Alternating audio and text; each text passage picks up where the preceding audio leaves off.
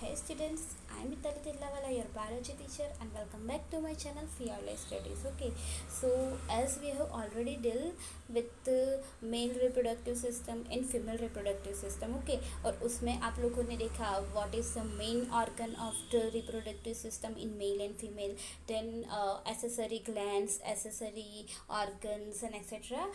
You already go through it. Okay, now today we are discussing about the gametogenesis. Okay, in introductory portion I was telling you that gametogenesis. What is gametogenesis? Gametogenesis, that means the procedure by which or through which gametes are formed. Okay, तो gametes form होने की जो process होती है उसको हम बोलते हैं gametogenesis. Here formation of male and female gametes by testes और एंड ओवरीज. मेल गैमेट से तो वो फॉर्म हो गए टेस्टिस में, और फीमेल गैमेट से तो वो फॉर्म हो गए ओवरी में.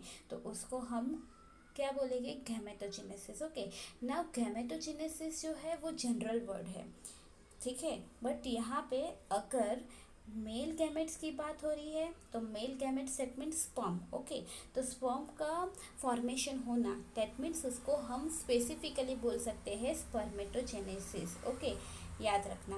और जब भी फीमेल गैमेट्स की बात आए, फीमेल गैमेट्स मतलब कि एग को हम दूसरे नाम से बोल सकते हैं ओटिड्स. ओके, तो फीमेल गैमेट्स फॉर्मेशन होने की जो प्रोसेस है उसको बोलेंगे oogenesis. So first we are discussing about the spermatogenesis. Okay, at puberty spermatogonia which is immature germ cell. जब भी germ cells की बात आए, germ cells that means related to sexual cells. तो जो immature germ cells होते हैं जिसको हम स्पर्मेटोगोनिया भी बोलते हैं, स्पर्मेटोगोनिया में से sperm which is the mature one. Okay, तो इमैच्योर में से मैच्योर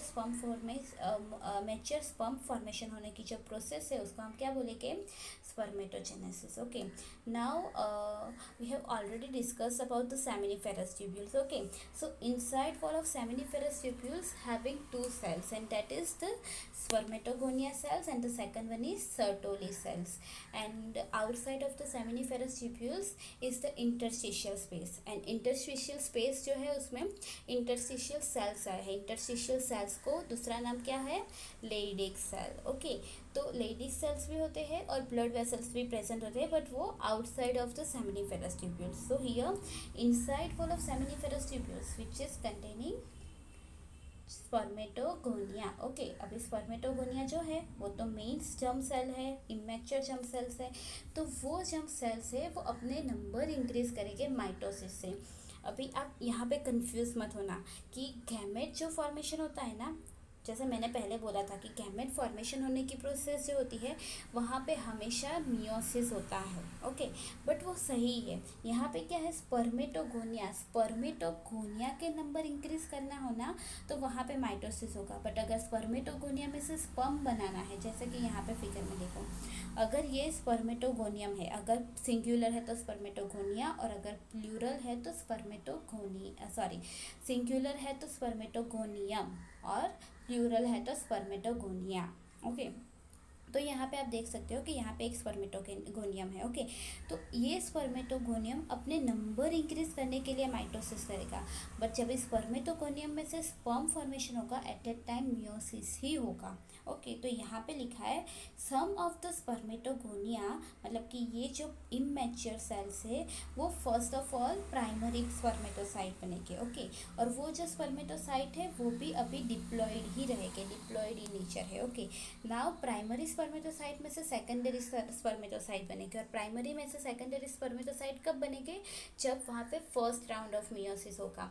आपने मियोसिस पढ़ा है 11th में. ओके, तो उसमें मियोसिस में क्या होता है? मियोसिस 1 होता है, मियोसिस 2 होता है. ओके, तो फर्स्ट जो मियोसिस 1 है वो होके प्राइमरी स्पर्मेटोसाइट में से सेकेंडरी स्पर्मेटोसाइट बनेगा.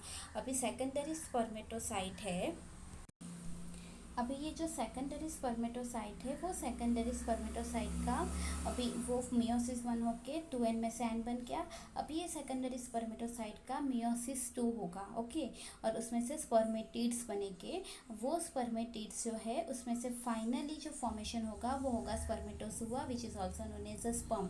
और स्पर्मेटिड में से स्पर्मेटोजुआ बनने की जो प्रोसेस है which is also known as a spermiogenesis.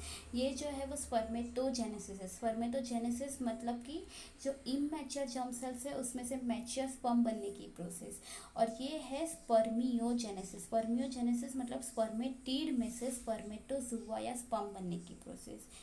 Now after spermiogenesis मतलब कि स्पर्म फॉर्मेशन हो गया, उसके बाद ये जो स्पर्म है या जो स्पर्मेटोजुआ है उसके जो हेड होते हैं, आपको स्ट्रक्चर बाद में पढ़ने में आएगा, वो एक्चुअली 3 पार्ट में बना होता है। First one is head, then collar portion and last one is tail. Okay, तो यहाँ पे स्पर्मेटोजुआ का जो हेड होता है ना वो सर्टोली सेल के अंदर एम्बेडेड होता है। And final the spermatozoa release from the seminiferous tubules. अभी जब सेमिनिफेरस ट्यूब्यूल्स में से आगे बढ़ेगा, जैसे हमने पढ़ा था कि सेमिनिफेरस ट्यूब्यूल्स फिर रेटिटेस्टिस आएगा, रेटिटेस्टिस में से वासा एफ्रेंशिया, वासा एफ्रेंशिया में से एपिडिडाइमिस, वासा डेफरेंस से आगे बढ़ेगा। तो जैसे ही सेमिनिफेरस ट्यूब्यूल्स में से स्पर्मेटोजुआ या स्पर्म रिलीज होते हैं, वो प्रोसेस को बोलते हैं spermiation. Okay, and then transported by accessory ducts that I have already discussed about it. Okay, first let's see picture. Okay, that is spermatogonium. मैंने आपको बोला था सिंगुलर है तो स्पर्मेटोगोनियम। ये स्पर्मेटोगोनियम का माइटोसिस हुआ, माइटोसिस होके बहुत सारे सेल्स बने, जिसमें से थोड़े सेल्स प्राइमरी स्पर्मेटोसाइट बने। अभी प्राइमरी स्पर्मेटोसाइट है वो मियोसिस 1 करेगा, first round of meiosis, and then it will form haploid secondary spermatocyte. Okay, now that haploid secondary spermatocyte undergo second round of meiosis and form 4 haploid spermatids, और वो spermatids है उसका spermiogenesis होगा, और spermiogenesis होके sperm formation होगा, which is also known as a spermatozoa. This is a general diagram of the process. Okay, now we also have to discuss about the hormonal changes, क्योंकि जब भी immature germ cells मतलब कि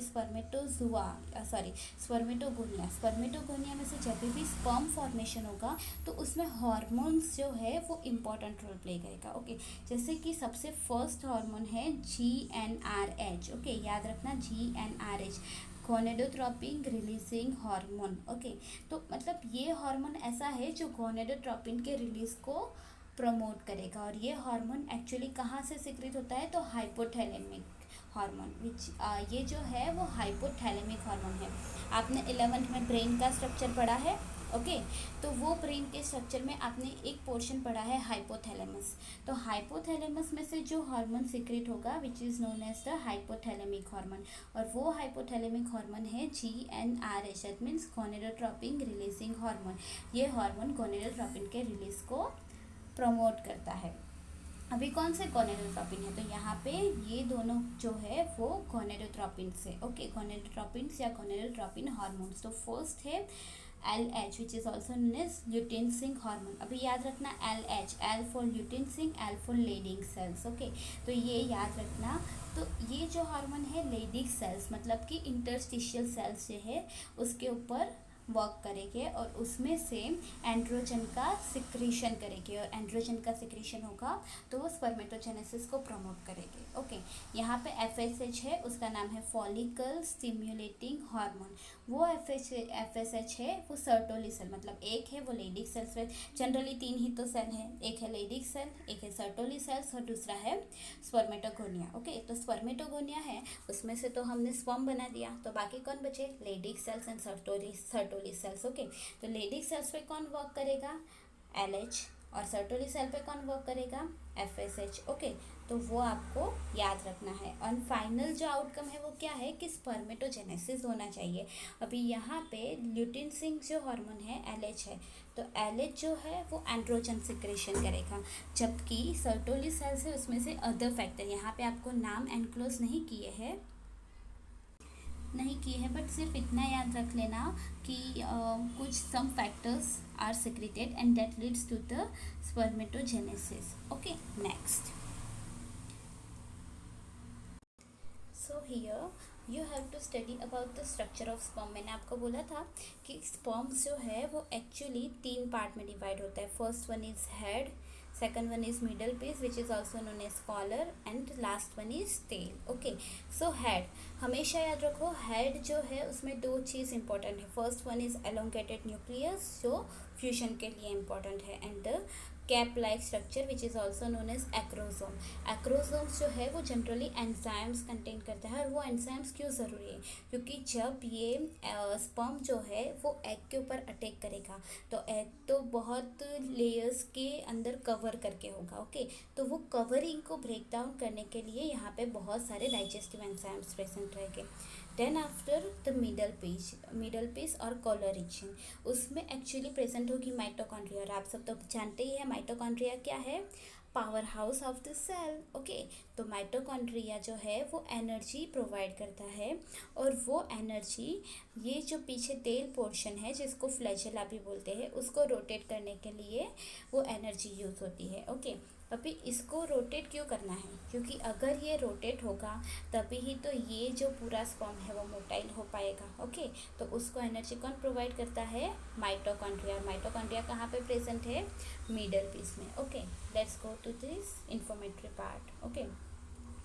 microscopic structure. Microscopic structure मतलब आप जो ये structure है वो ऐसे ही नहीं देख सकते नेकेड आई से, you have to use microscope. That's why here microscopic structure, it has three part: head, middle piece and tail, okay. Now plasma membrane covered whole sperm, ये जो पूरा स्पर्म है ना वो किससे कवर्ड है? प्लाज्मा मेम्ब्रेन से। Now head has elongated nucleus as I have already told you, and that nucleus is haploid in nature. Anterior portion is covered with cap like structure which is acrosome. And what acrosome containing? That is the enzymes, specifically digestive enzymes that help in fertilization of ovum, okay. Second is middle piece having mitochondria, and mitochondria produce energy for movement of tail and that provides sperm motility. Now in male ejaculation, मतलब अगर एक ejaculation होता है तो उसमें 200 से 300 million sperms present होते हैं, ओके। और अगर आपको बताना है कि ये जो एक मैन है या फिर एक मेल है, मेल इंडिविजुअल है, ओके, तो उसकी फर्टिलिटी नॉर्मल है या नहीं, तो वो आप कैसे बताओगे? तो उसके लिए यहाँ पे एक स्पेसिफिक क्राइटेरिया है, that is the 60% normal shape and size. मतलब कि जितने भी 200 to 300 मिलियन स्पर्म्स हैं तो उसमें से 60% जो स्पर्म है उसकी शेप एंड साइज़ जो है वो नॉर्मल होनी चाहिए। और ये जो 60% है उसमें से 40% जो स्पर्म है उसकी मोटिलिटी नॉर्मल होनी चाहिए, okay. Now after sperm will form it is passed through the accessory glands, okay। तो accessory glands या accessory organ में से पास होगा तो at that time वो glands भी कुछ secretion करेगी। तो यहाँ पे वही लिखा है secretion of epididymis, vas deferens, seminal vesicles and prostate, okay. तो वो जो है स्पर्म को मैच्योर करने के लिए और मोटाइल करने के लिए इम्पॉर्टेंट है। अभी मैंने आपको प्रीवियस लेक्चर में ही बताया था कि ये जो ग्लैंड्स है, एक्सेसरी ग्लैंड्स है, प्रोस्टेट, बल्बो यूरेथ्रल, वो सारी ग्लैंड्स है वो एक सेमिनल प्लाज्मा बनाती है, ओके। तो सेमिनल प्लाज्मा एंड स्पर्म दोनों मिक्स करके जो बनता है which is known as the semen, okay. और ये जो फंक्शंस है, जो एसेसरी डक्ट्स एंड ग्लैंड्स है, उसका फंक्शंस कौन मेंटेन करता है? तो वो एंड्रोजन है। एंड्रोजन एक हार्मोन है, याद रखना ये चीज़, okay. So here we are completed spermatogenesis. Now next we are starting with oogenesis, okay। oogenesis मैंने आपको पहले ही बताया था कि एग्स या ओवम जो है उसका दूसरा नाम है ootid, ओके। तो ootid पे से ये जो नाम आया है वो है oogenesis। तो oogonia, उसमें था स्पर्मेटोगोनिया, यहाँ पे क्या है? oogonia। तो oogonia में से mature female gametes, that is the eggs, okay. तो oogonia में से एग का फॉर्मेशन होगा, that process is known as the oogenesis। Now started during embryonic stage, ये चीज़ सबसे इम्पॉर्टेंट है। स्पर्मेटोजेनेसिस था, ओके। तो स्पर्मेटोजेनेसिस लाइफ टाइम होता है, ओके। और ऐसा ज़रूरी नहीं है कि वो एम्ब्रियोनिक स्टेज में ही हो, ओके। वो बर्थ के बाद पुबर्टी आने पे स्पर्मेटोजेनेसिस स्टार्ट होता है। बट oogenesis में कैसा होता है कि वो एम्ब्रियोनिक स्टेज में ही स्टार्ट होता है। मतलब जब भी कोई बेबी गर्ल है, बेबी गर्ल जब भी वूम में प्रेजेंट है उसके एम्ब्रियोनिक स्टेज में, तो एम्ब्रियोनिक स्टेज में ही उसकी ओवरी में ये प्रोसेस होना स्टार्ट हो जाती है, ओके। एंड बर्थ हो जाने के बाद कोई भी नया oogonia फॉर्मेशन नहीं होता, ये चीज़ आपको याद रखनी है। So here second point, started during embryonic stage, million of oogonia formed in fetal ovary. Fetal ovary that means baby girl जो है उसकी ओवरी में मिलियंस ऑफ oogonia फॉर्म होते हैं. ओके, और सेम एज स्पर्मेटोजेनेसिस जो oogoनियम है तो वो oogonia का माइटोसिस होगा. माइटोसिस होके बहुत सारे oogonia बनाए गए जिससे उसमें बहुत सारे प्राइमरी स्पर्मेटोसाइट बनाए थे. Okay, so no new oogonia are formed after birth. Birth के बाद कोई भी oogonia फॉर्मेशन नहीं होगा. अभी ये जो है oogonia का फॉर्मेशन हो गया. अभी oogonia जो है उसमें से एक oogonia जो है, मतलब सारे oogonia होते हैं बट यहाँ पे एक एग्जांपल लिया है कि समझ लो ये oogonia है, वो ग्रोथ होगा और प्राइमरी oocyte बनाएगा. अभी ये जो प्राइमरी oocyte है ना, वो कैसा होगा कि हमने पढ़ा है मियोसिस 1 मियोसिस 2. तो मियोसिस 1 है उसमें आएगा prophase 1, metaphase 1, okay, telophase 1, anaphase, telophase 1, वो सारे फेजेस आएंगे. तो उसमें जो फर्स्ट फेज होगा प्रोफेज 1, उसमें ही वो अरेस्ट हो जाएगा. दैट मीन्स कि वहाँ पे उसका ग्रोथ टेम्पररीली स्टॉप हो जाएगा. ओके, अभी प्राइमरी oocyte में से यहाँ पे देखो प्राइमरी oocyte है. अभी प्राइमरी oocyte से सेकेंडरी oocyte बनना है तो उसके बीच में फॉलिकल्स फॉर्मेशन होगा. जैसे प्राइमरी oocytes में से सेकेंडरी oocyte बनने से पहले primary follicle, secondary follicle, tertiary follicle.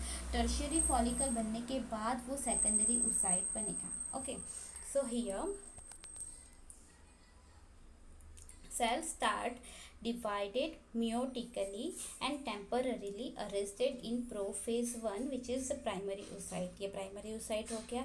उसके बाद ये प्राइमरी oocyte में से जो फर्स्ट फॉर्मेशन होगा वो होगा प्राइमरी फॉलिकल.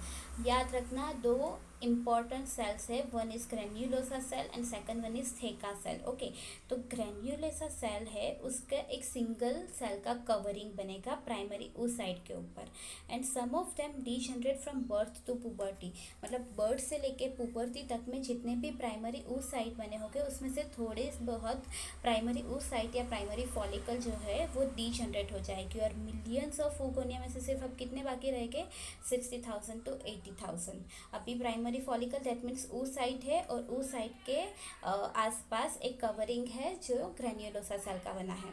अभी प्राइमरी फॉलिकल्स में से सेकेंडरी फॉलिकल बनना है तो उसमें अभी और लेयर बनेंगे फॉलिकल सेल्स के, और उसके अलावा एक नया सेल्स आएगा एंड वो है थेका सेल्स. ओके, याद रखना. अभी सेकेंडरी फॉलिकल्स में से टर्शियरी फॉलिकल्स बनेगा तो ये दोनों सेल्स तो ग्रो करेंगे ही करेंगे, बट उसके साथ साथ एक कैविटी फॉर्मेशन होगी. कैविटी मतलब कि सिंपल एक स्पेस रहती है, तो वो जो कैविटी है या स्पेस है उसको बोलते हैं एंट्रम. ओके, अभी ये जो पूरे थेका सेल्स है, यहाँ पे आपने देखा कि सेकेंडरी फॉलिकल्स में से थेका सेल आना स्टार्ट हो गए. तो थेका सेल ने एक लेयर बनाया, दूसरा लेयर बनाया, तो जो इंटरनल थेका सेल्स का लेयर होगा उसको बोलेंगे इंटरना, और जो एक्सटर्नल थेका सेल का लेयर होगा उसको बोलेंगे एक्सटर्ना. ओके, ना primary oocyte with in tertiary follicle. अभी मैंने क्या बोला, प्राइमरी oocyte तो भी है ही बट उसके आसपास फॉलिकल्स का फॉर्मेशन होगा. तो primary follicle, secondary follicle, tertiary follicle. तो प्राइमरी oocyte है उसके आसपास टर्शियरी फॉलिकल है, वो साइज में ग्रो होगा और उसका फर्स्ट मियोसिस, मियोटिक डिवीजन, मतलब ये जो है ये यहाँ पे मैंने क्या बोला, प्राइमरी oocyte प्रोफेज 1 में स्टॉप हो गया. अभी 3 फॉलिकल का फॉर्मेशन होगा, primary, secondary, tertiary. Tertiary follicle बन जाएगा, उसके बाद ग्रो होने के बाद उसका एक मियोसिस फिनिश होगा, दैट इज द मियोसिस 1. अभी next you can see in the figure, this is the primordial follicle, simple one oocyte and surrounding by the granulosa cell, but granulosa cell की single cell की lining नहीं है. अभी यहाँ पे देखो which is primary follicle. Primary follicle में क्या होगा कि ग्रेन्युलोसा सेल की एक सिंगल कवरिंग हो जाएगी. ओके, तो ये oocyte है, oocyte के बाद ये जो ब्लू कलर के सेल्स है वो ग्रेन्युलोसा सेल्स है, और वो ग्रेन्युलोसा सेल से पूरी कवरिंग हो जाएगी. अभी सेकेंडरी oocyte, सेकेंडरी फॉलिकल्स में मैंने बोला कि और ग्रेन्युलोसा सेल्स का कवरिंग होगा और उसके साथ साथ में थेका सेल आएंगे. तो ये अपना oocyte है, oocyte के अंदर ये ब्लू कलर के सेल्स है वो अपने ग्रेन्युलोसा, और उसके बाद पर्पल कलर के जो सेल्स आ रहे हैं विच इज़ थेका सेल्स. उसके बाद टर्शियरी फॉलिकल में जो न्यू ऐड होगा वो होगी अपनी एंट्रम. एंट्रम मतलब कैविटी. तो यहाँ पे देखो ब्लू कलर के बहुत सारे फॉलिकल सेल्स है, उसके बाहर के पोर्शन में थेका सेल है यहाँ पे बीच में अपना उस साइड है, और उस साइड के पास एक कैविटी जैसा बना है, वो कैविटी को क्या बोलेंगे, एंट्रम। ओके, अभी वो जो कैविटी है, टर्शियरी फॉलिकल तो बन गया, एग है बीच में उस साइड है, उस साइड के आसपास टर्शियरी फॉलिकल बन गया, तो वहाँ पे प्राइमरी मतलब के मियोसिस वन अपना फिनिश हुआ। ओके, अभी ये फिनिश होने के बाद एक पोलर बॉडी बनेगी और एक सेकेंडरी ओसाइट बनेगा। You can see here. Okay, primary spermatocyte है, उसका एक डिवीजन फिनिश होने के बाद यहाँ पे एक सेल बनेगा, that is the secondary oocyte, and यहाँ पे एक पोलर बॉडी फॉर्म होगी। तो यहाँ पे लिखा है after division one polar body and one secondary oocyte formed. Secondary oocyte is nutrient rich cytoplasm and form a new layer which is zona pellucida. Secondary oocyte जो है साइटोप्लाज्म, उसका जो साइटोप्लाज्म है वो न्यूट्रिएंट रिच होता है, और उसके आसपास एक वॉल फॉर्मेशन होता है which is also known as zona pellucida. Actually zona pellucida पहले से ही फॉर्म होना स्टार्ट करता है, बट सेकेंडरी oocyte तक जोना पेल्यूसिडा का फॉर्मेशन कंप्लीट हो जाता है और वो मैच्योर हो जाता है। ओके, अभी टर्शियरी फॉलिकल, ये जो टर्शियरी फॉलिकल है उसमें से मैच्योर ग्राफियन फॉलिकल बनेगी। यहाँ पे देखो, ये प्रीमोडियल फॉलिकल है, प्राइमरी फॉलिकल है, उसके बाद सेकेंडरी फॉलिकल्स, टर्शियरी फॉलिकल्स। अभी टर्शियरी फॉलिकल्स है वो मैच्योर होके ग्राफियन फॉलिकल बनेंगे। अभी ये जो ग्राफियन फॉलिकल है जिसमें थेका सेल्स है, फॉलिकल सेल्स है, एंट्रम है, ओके, उसमें से अभी एग जो है उसका रिलीज हो जाएगा। तो यहाँ पे देखो एग रिलीज हो गया, और जो बची हुई ग्राफियन फॉलिकल्स है उसमें से अभी क्या बनेगा, कॉर्पस ल्यूटियम। ये कॉर्पस ल्यूटियम आगे जाके फिर एक सिर्फ स्कैर जैसा, स्कैर मतलब कि एक वहाँ पे कुछ था, ओके, रेमिनेंट जैसा वहाँ पे रह जाएगा, और उसको बोलते हैं कॉर्पस अल्बिकन्स। तो ऐसे पूरा oogenesis यहाँ पे फिनिश होता है। देखो यहाँ पे tertiary follicle mature Graafian follicle में फॉर्म होगा, rupture to release secondary oocyte। यहाँ पे याद रखना कि जो मैच्योर एग सेल है ना वो रिलीज नहीं होगा, सेकेंडरी oocyte जो है वो रिलीज होगी, and this process release of egg from ovule is known as ovulation. यहाँ पे भी देखो प्रीमोडियल है, उसमें से primary secondary tertiary follicle form हुआ, वो टर्शियरी फॉलिकल्स में से फिर सेकेंडरी oocyte बनेगा और एक पोलर बॉडी बनेगा। तो जो सेकेंडरी oocyte है वो यहाँ से रिलीज होगा, देखो यहाँ से रिलीज होगा, और जो बाकी का बचा हुआ है वो ग्राफियन फॉलिकल्स जो है वो ल्यूटियम मतलब कि कॉर्पस ल्यूटियम बनेगी, और कॉर्पस ल्यूटियम के बाद कॉर्पस अल्बिकन्स बन के वहाँ पे एज अ स्कैर रह जाएगा। कंपेयर टू मेल मतलब spermatogenesis, oogenesis is quite complicated but it is easy as well. आपको सिर्फ याद रखना है कि प्राइमरी oocyte है उसमें से सेकेंडरी oocyte बनने से पहले वो 3 फॉलिकल स्टेज में आता है, primary secondary tertiary follicle stage, and then secondary oocyte बनता है तो उसके साथ एक पोलर बॉडी फॉर्म होती है, और वो सेकेंडरी oocyte में से मैच्योर ग्राफियन फॉलिकल बनता है, एंड मैच्योर ग्राफियन फॉलिकल्स है उसमें से एग रिलीज होता है, ओव्यूलेशन होता है, और वो जो ग्राफियन फॉलिकल्स है जो बची हुई है ओवरी में उसमें से फिर बनेगा corpus luteum and corpus albicans बन के अपना oogenesis मतलब कि ये जो पूरी साइकिल है वो कंप्लीट करता है। अभी ये आपको अच्छे से समझ में आ गया है, तो then our next topic is all about the menstrual cycle, that means periods. Okay, तो मेंस्ट्रुअल साइकिल कैसे होते हैं, कितने स्टेजेस में होते हैं, वो यहाँ पे दिया है। Okay, so first let's take a look about the inflammatory part, that is reproductive cycle in female primates। ऐसा ज़रूरी नहीं है कि सिर्फ और सिर्फ ह्यूमन बीइंग में ही हो, जितने भी फीमेल प्राइमेट्स है, ह्यूमन बीइंग है, मंकी है, एप्स है, वो सारे के सारे में मेंस्ट्रुअल साइकिल होता है। ओके, अभी फर्स्ट मेंस्ट्रुअल साइकिल जब पुबर्टी आएगी, ओके, तो एट दैट टाइम जो फर्स्ट मेंस्ट्रुअल साइकिल होगा उसको बोलेंगे मेनार। जैसे आप सबको पता होगा जो लास्ट मेंस्ट्रुअल साइकिल होते हैं उसको बोलते हैं मेनोपोज। ओके, सो वैसे ही जो फर्स्ट साइकिल है उसको बोलते हैं मेनार्क, और वो cycle every 28 to 29 days repeat होते हैं monthly, generally 28 to 29 days, but उसको मंथली रिपीट होते हैं। ओके, नाउ ये जो मेंस्ट्रुअल साइकिल है मतलब एक साइकिल से लेके दूसरे साइकिल तक का जो पूरा टाइम है उसको हम बोलते हैं menstrual cycle. Now there are, first take a look of this figure, there are 4 phases. First one is flow phase. Flow मतलब कि मेंस्ट्रुलेटिंग फेज, जब ब्लीडिंग स्टार्ट होता है. Then after follicular phase. Then एक दिन होता है middle of this cycle, that is approximate the 14th day. Okay, तो वो होता है अपना ovulatory phase. And ovulatory phase के बाद जो फेज होता है उसको बोलते हैं ल्यूटियल फेज. ओके, तो ये मेन 4 फेज है. अभी 4 फेज में ये जो आपको दिखाया है वो है आपके यूटेरिन की लाइन, मतलब कि एंडोमेट्रियम. और ये जो ऊपर दिखाया है वो आपका एग जो होता है वो कैसे चेंज करता है ड्यूरिंग दिस फेजेस, वो आपको दिखा है. मतलब जब भी आप मेंस्ट्रुअल साइकिल पढ़ो तो मेंस्ट्रुअल साइकिल में 2 चीज़ ध्यान रखनी ज़रूरी है कि वो फेज में एग कैसे डेवलप हो रहा है और वो फेज के टाइम ड्यूरेशन में उसकी एंडोमेट्रियम वॉल जो है वो कैसी हो रही है. Okay, so first here one ovum release in middle of each menstrual cycle. जो मैंने आपको बताया अप्रोक्सन 14th डेट, यहाँ पे भी लिखा है देखो, ओव्यूलेशन फेज 14th डेट. तो एक सेल जो है वो रिलीज होता है, ओव्यूलेट होता है, that is middle of the menstrual cycle. Now this first stage, okay, flow phase which is also known as the menstrual phase. तो मेंस्ट्रुलेशन फ्लो होता है 3 to 5 days का होता है. और ये मेंस्ट्रुलेशन क्यों होता है? क्योंकि जो एंडोमेट्रियम लाइनिंग होती है वो वहाँ से शेड ऑफ होती है और वहाँ पे जो ब्लड वेसल्स होती है वो भी शेड ऑफ होती है. आपको पता होना चाहिए कि जो पीरियड्स के टाइम में जो ब्लीडिंग होता है वो ब्लीडिंग एक्चुअली जो इनर वॉल होती है यूट्रस की, उसका शेड ऑफ होने की वजह से होता है. और जो ब्लड वेसल्स प्रेजेंट होती है वो ब्लड वेसल्स की वजह से वो मेंस्ट्रुअल फ्लो होता है. वो 3 to 5 days होता है, मैक्सिमम 7 days, उससे ज़्यादा नहीं होता. ओके, तो यहाँ पे देखो ये जो है स्टार्टिंग डे है, फिर यहाँ से एंडोमेट्रियम लाइनिंग कम होना स्टार्ट हुई, दैट मीन्स कि वो शेड हो रहा है.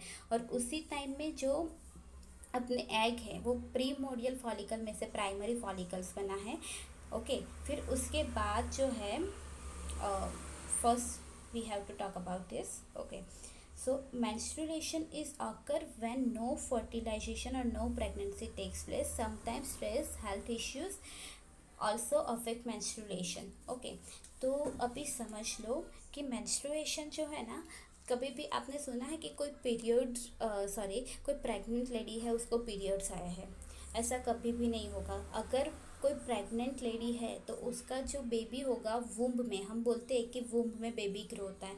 तो वुम्ब मतलब क्या होता है? यूट्रस होता है. ओके, तो यूट्रस में जो एंडोमेट्रियम है उसके साथ ही वो कनेक्ट रहता है. जो अपना एम्ब्रियो होता है वो एंडोमेट्रियम के साथ कनेक्ट रहता है.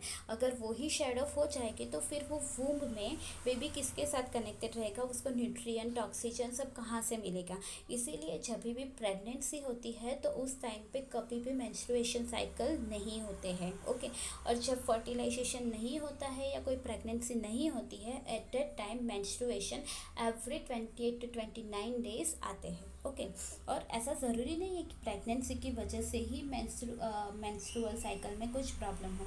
उसके और भी रीजंस है, लाइक स्ट्रेस है, हेल्थ इश्यूज़ है, मतलब कि कोई हार्मोनल इम्बैलेंस होगा तो उसकी वजह से भी आपका ये रिप्रोडक्टिव साइकिल में इम्बैलेंस होने की पॉसिबिलिटीज़ है. ओके, तो यहाँ पे देखो मेंस्ट्रुलेटिंग फेज और फ्लो फेज. तो यहाँ पे एंडोमेट्रियम की लाइनिंग कम हो रही है. ओके, फॉलिक्यूलर फेज इसलिए है क्योंकि यहाँ पे फॉलिकल डेवलप हो रहा है, primary, secondary, tertiary follicle. Okay, and tertiary follicle के बाद जब भी मैच्योर ग्राफियन बनेगा 14th डे पे, तो वहाँ पे ओव्यूलेशन होगा. और ओव्यूलेशन के दिन जो होता है वो मिडल ऑफ द साइकिल होता है. अभी ओव्यूलेशन के बाद जो होता है उसमें याद रखना कि ये जो लाइनिंग है वो लाइनिंग, एंडोमेट्रियम लाइनिंग फिर से फॉर्म होना स्टार्ट करते हैं. क्योंकि ओव्यूलेशन होने के बाद चांसेस है कि अगर फर्टिलाइजेशन होगा तो वो बेबी ग्रोथ होके ये लाइन में एम्बेडेड कर जाए. ओके, और यहाँ पे ग्रो करना स्टार्ट करे. और ये हमेशा ल्यूटियल फेज में ही होता है. और याद रखना, कॉर्पस ल्यूटियम जो होता है ना वो प्रोजेस्टेरॉन सिक्रेट करता है. और उसका प्रोजेस्टेरॉन सिक्रेट करने की वजह से ये जो लाइनिंग है एंडोमेट्रियम की वो अच्छे से ग्रोथ होती है. Okay, so student, this is one of the most important figure. अगर आपने ये फिगर को अच्छे से समझ लिया तो आप बहुत सारे MCQs भी सॉल्व कर सकते हो. और अगर मेंस्ट्रुअल साइकिल की थियोरी आएगी तो ये फोटो या ये फिगर की वजह से आप इजीली लिख पाओगे।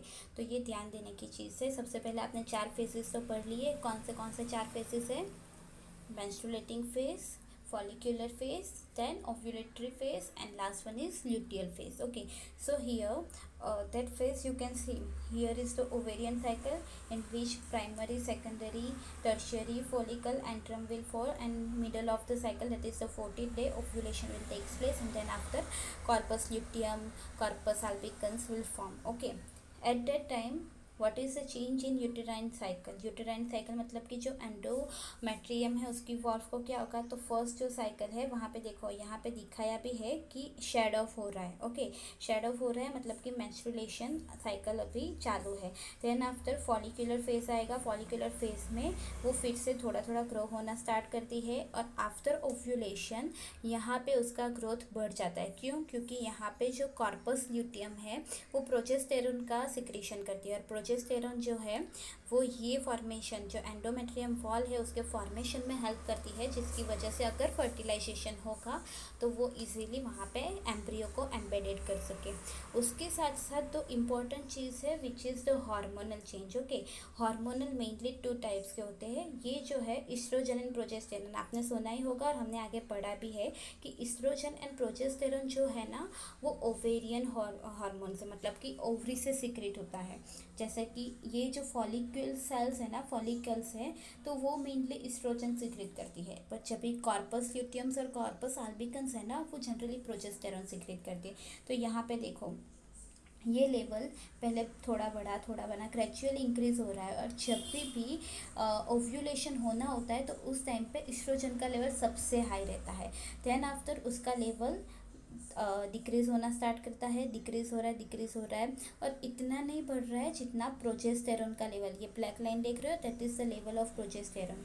सबसे हाईएस्ट इस्ट्रोजन का लेवल कब होता है? जब ओव्यूलेशन होता है। ओव्यूलेशन के बाद उसका ग्रेजुअली डिक्रीज होता है, and then after it will completed. Okay, then second one is progesterone. Progesterone कभी भी फॉलिकल्स के द्वारा इतना ज़्यादा सीक्रेट नहीं होता। वो जनरली सीक्रेट क्या कहाँ पे होता है? जब corpus albicans and corpus luteum form होते हैं। तो यहाँ पे देखो उसका लेवल आपको हाई बताया है। उसके अलावा हार्मोन होते हैं, वो है गोनेडोट्रोपिन्स, जो मैंने आपको आगे बताया था। गोनेडोट्रोपिन्स GnRH, गोनेडोट्रोपिन रिलीजिंग हार्मोन है, जो हाइपोथैलेमिक हार्मोन है, और वो हार्मोन की वजह से गोनेडोट्रोपिन एंटीरियर पिट्यूटरी में से रिलीज होते हैं। तो वो हार्मोन कौन से हैं? LH and FSH, lutein hormone and follicle stimulating hormone. तो ये दोनों हार्मोन क्या करते हैं? जब तक ओव्यूलेशन होता है ना तब तक वो ग्रेजुअली इंक्रीज होते हैं। देखो ये ग्रेजुअली इंक्रीज हो रहे हैं, सबसे हाईएस्ट ओव्यूलेशन के टाइम पे होगा, उसके बाद फिर से डिक्रीज हो रहे हैं। तो याद रखना FSH एंड LH ओव्यूलेशन तक ग्रेजुअली इंक्रीज होते हैं, फिर डिक्रीज हो जाते हैं। इस्ट्रोजन जो है वो ओव्यूलेशन पे इंक्रीज होता है, फिर से थोड़ा इंक्रीज होता है, बट इतना नहीं। और प्रोजेस्टेरोन जो है वो ल्यूटियल फेज में सबसे ज़्यादा होता है। उसके अलावा एक है इनहिबिन, जो आपकी बुक में एक्चुअली नहीं दिया है। इनहिबिन क्या करता है कि ये इनहिबिन एक्चुअली प्रोड्यूस होता है सर्टोली सेल्स से। ओके, सर्टोली सेल्स कहाँ पे प्रेजेंट होती है? सेमिनिफेरस वेसिकल्स के इनसाइड ऑफ द वॉल में। ओके, तो ये जो इनहिबिन है ना वो सर्टोरी सेल्स में से सिक्रेट होती है, और ये इनहिबिन FSH के लेवल को मेंटेन करती है। मतलब समझ लो कि यहाँ पे ज़्यादा है, यहाँ पे लेवल देखो ज़्यादा है, यहाँ पे लेवल कम है, तो यहाँ पे FSH का लेवल ज़्यादा है। फिर धीरे धीरे डिक्रीज हो रहा है, पीक आया है बट इतना नहीं जितना होना चाहिए। तो जब उस टाइम पे उसका लेवल हाई है। ओके, एंड देन जब सबसे कम अमाउंट FSH होगा तब सबसे ज़्यादा अमाउंट इनहिबिन का होगा। मतलब समझ लो इनहिबिन और FSH जो है वो इन्वर्सली प्रोपोर्शनल है। ओके, इतना समझ में आ गया। उसके अलावा एक और चीज़ है which is the temperature. Ovulation है, ओव्यूलेशन के पहले टेम्परेचर 36.4 रहता है, और ओव्यूलेशन मतलब middle of the cycle 14th day के बाद जो टेम्परेचर है वो 36.7 हो जाता है। इतना कुछ ज़्यादा डिफरेंस नहीं है, बट हाँ यहाँ पे लिखा है तो वी हैव टू कंसिडर। भले ही आपके बुक में नहीं दिया है, बट मे बी इसमें से चांस है कि नीट में ज़्यादा क्वेश्चन आ सकते हैं।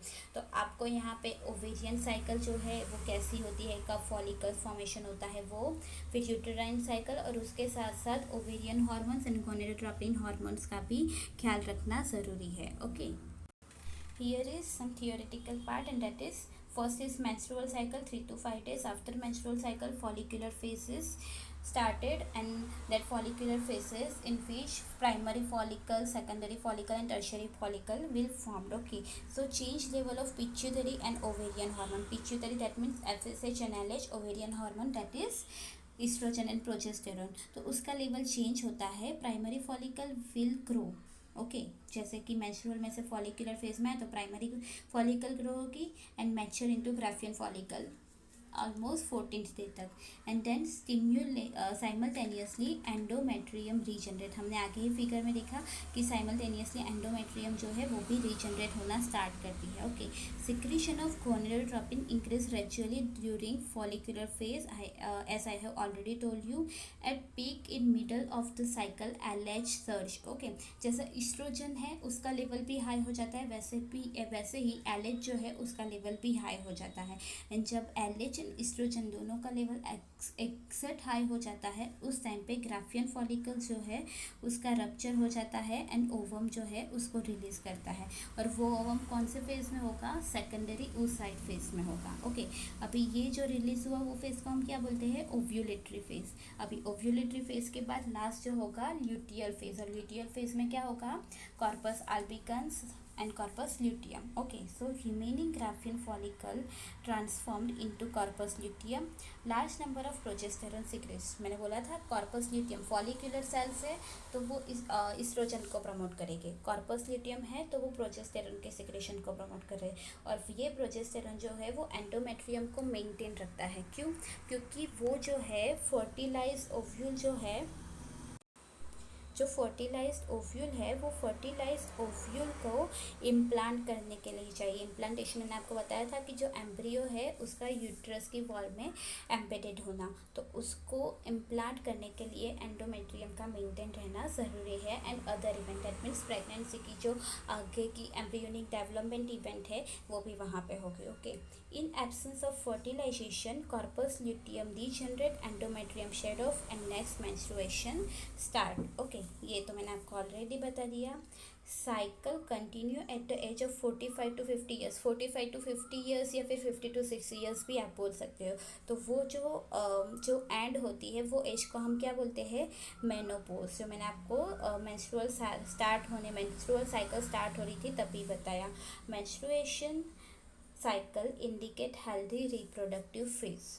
पता है ना, मैंने आपको 3 फेजेस बताए थे, pre reproductive, reproductive and post reproductive. तो मतलब आपके मेंस्ट्रुअल साइकिल अच्छे हैं, रेगुलर है, दैट मीन्स क्या पर रिप्रोडक्टिव, आपका रिप्रोडक्टिव फेज जो है वो हेल्दी है. ऐसा ज़रूरी नहीं है, इम्बैलेंस होता है मेंस्ट्रुअल साइकिल में भी, बट इट्स ओके. अभी जो खाना मिलता है, न्यूट्रिएंट है, फूड है, हार्मोनल इम्बैलेंस है, उसकी वजह से भी मेंस्ट्रुएशन साइकिल में गड़बड़ी आ सकती है. बट अगर आपका रेगुलर है then it is well. Okay, so आपको ये टॉपिक के रिलेटेड कुछ भी क्वेरी हो तो आप कमेंट करके पूछ सकते हैं. कुछ भी समझ में नहीं आया है तो आप मुझे पूछ सकते हैं. Thank you so much.